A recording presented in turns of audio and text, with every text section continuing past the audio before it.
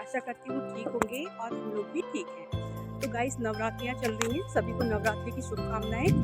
और आजकल सभी जगह भजन कीर्तन हो रहे हैं, तो मैं भी वहीं जा रही हूँ। नीचे रोड पर हमारे मामा लोगों का घर है, तो उनके यहाँ आज भजन कीर्तन है। और खुशी की बात यह है कि मामा रिटायर होकर घर आ रहे हैं। वो टीचर थे और आज उनका रिटायरमेंट था, तो रिटायरमेंट की खुशी भी है और भजन कीर्तन भी है उनके यहाँ, तो मैं वहाँ जा रही हूँ।